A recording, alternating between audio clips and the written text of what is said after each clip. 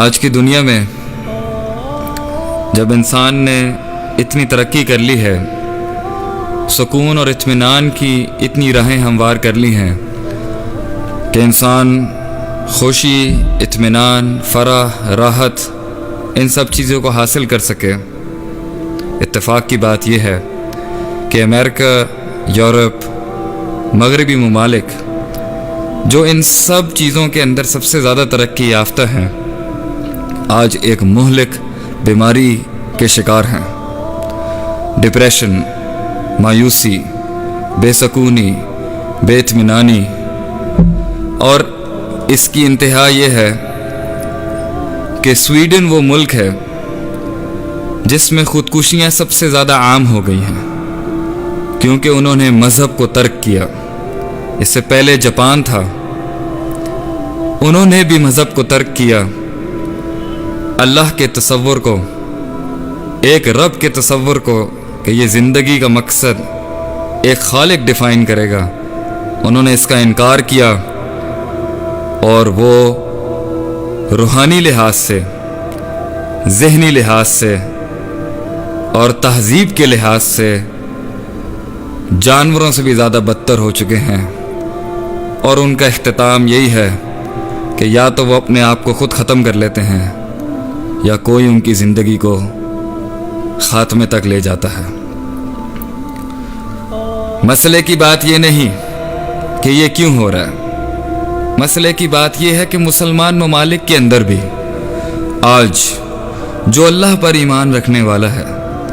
پاکستان کے اندر کراچی، اسلام آباد، لاہور جیسے شہروں میں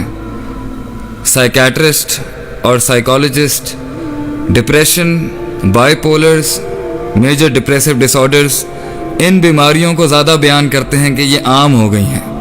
اور یہ اس طبقے میں عام ہوئی ہیں جو دنیا کی طرف زیادہ بھاگ رہے ہیں، پیسے والے لوگ، اثر رسوخ والے لوگ، جن کا معاشرے کے اندر ایک مقام ہے، انہیں سکون نہیں، انہیں اطمینان نہیں۔ قرآن کی تحقیق سے یہ پتہ چلتا ہے کہ انسان جب مایوس ہوا ہے، جب اس کے پاس مقصد نہیں، اور جب مقصد نہیں تب ہی انسان نے اپنی زندگی لینے کی کوشش کی ہے، کیونکہ یا تو اس نے اس دنیا کو مقصد بنایا ہے، اپنی عقل کو مقصد بنایا ہے، اور یہ دنیا انسان حاصل نہیں کر سکتا، اس میں ہر چیز حاصل نہیں کر سکتا،